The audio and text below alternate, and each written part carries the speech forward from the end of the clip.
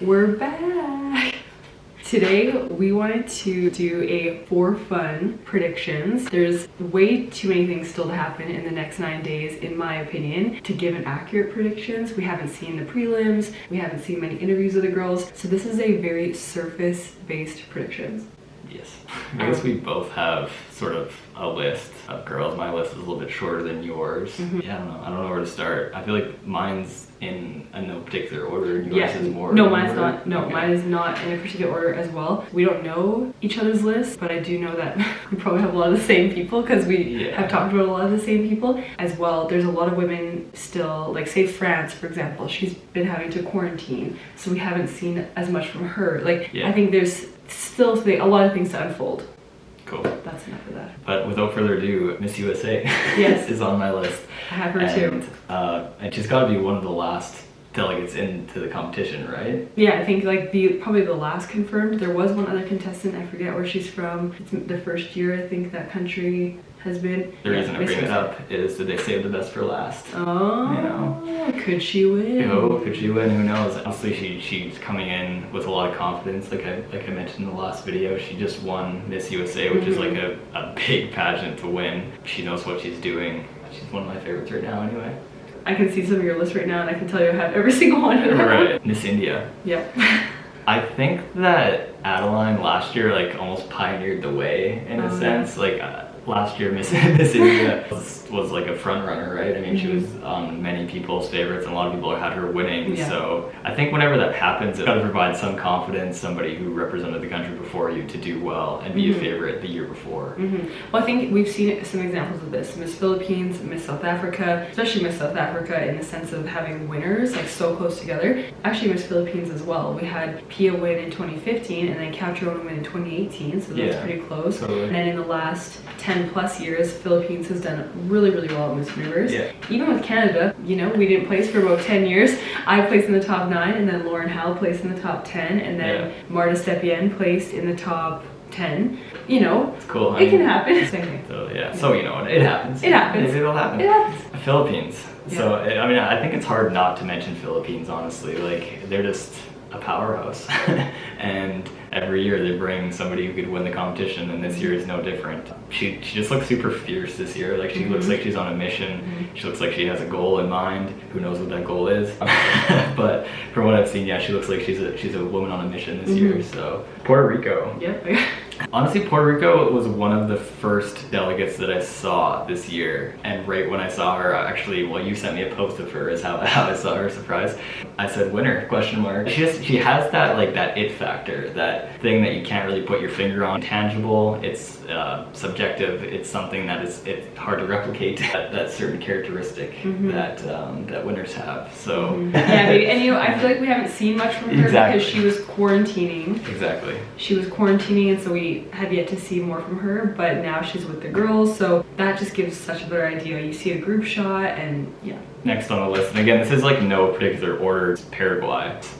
I don't have a whole lot of reasoning for these girls being on my list, just from the little bit that I've seen, right? So nothing, just really based on just the limited amount of content that I've seen from her. What I can say about Paraguay is she is super striking. Like captivating. She looks like a real life doll. She does. And she looks fake, like in the best way possible. I think when you usually use the word fake, it's like because someone's overdone. I agree. Panama. I have her too. She's the first girl I typed in my list. Cool. She is one of the only girls that I've seen talk. That she's beautiful and brings a lot to the table as far as her looks go, but I found her very, as I stumble on my words,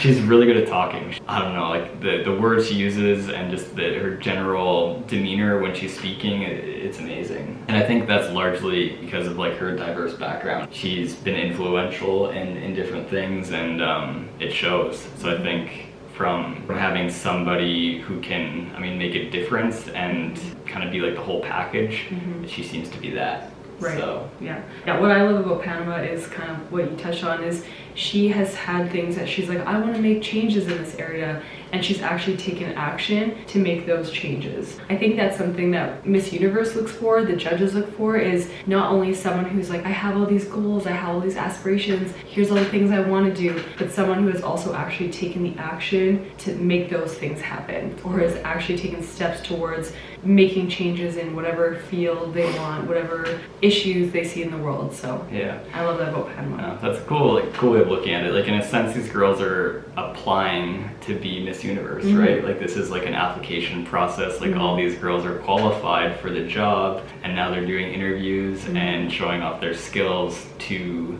get the job. To get the job, which is cool, and I've never really thought of it that way before, but that's the way that it is. It's crazy. To kind of wrap that up with Panama, she does have that real world experience, and like, it's one thing to be like, oh, like, if I were to be Miss Universe, this is what I would do, and it's something else to be like, this is what I've done already. Right. Which is amazing. Right. Moving on to who I have on my radar right now, I really like Colombia. Okay, I like her too. I like Brazil. Yeah, I got her too. I think Israel might be a bit of a dark horse, in my opinion. I mean, again, I don't know too much. I wouldn't be surprised to see her kind of like climb up the list on Coronation Night, maybe be top 10, top 5 winner, question mark.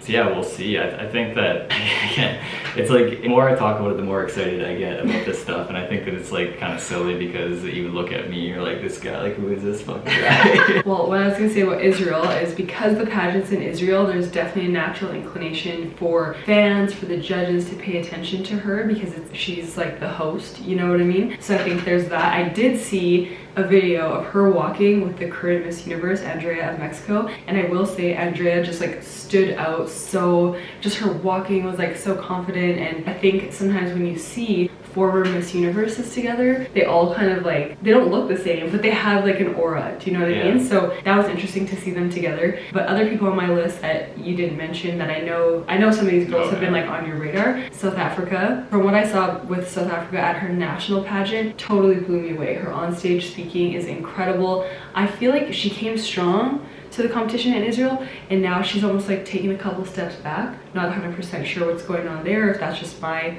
opinion. Also, Namibia, I don't know much about her, but she's very striking, gorgeous, unique.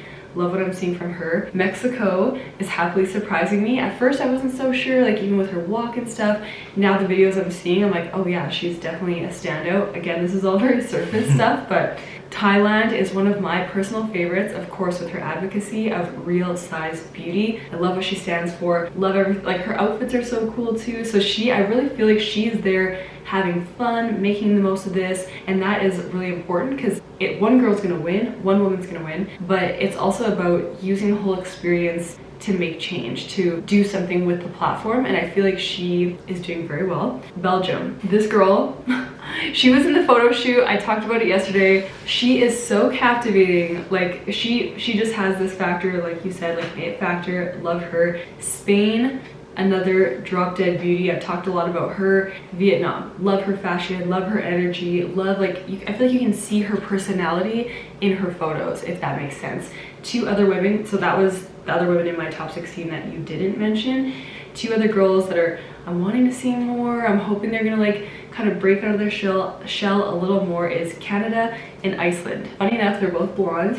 Obviously I'm a little partial to Canada. We always want to see Canada do well because we're Canadian, so I would love to see a little more for both of those women, hear a little bit more about their backgrounds, their stories, along with all the other women that we mentioned. And yeah, that's it. We haven't seen a lot, so this list is going to change as the days progress, and if there is a girl that we didn't mention that you feel like you should be on our list, maybe she will be. And let us know. Yeah, and let us know in the comments, obviously, but maybe she'll make her way on the list as the days wind down and we get closer to December the 12th. That's that. That's that. That's it. Yeah. I know for sure we're going to see a lot of Venezuela, Chile in the comments. I'd say Australia. Yeah. You talked about Australia. I thought, yeah. We want to hear from you. Let us know, who are we missing on our list? Our first kind of predictions, our first for fun predictions for the 70th edition of Miss Universe. If you want to see our upcoming videos, make sure you hit subscribe, like this video, share it, and we'll see you in the next one.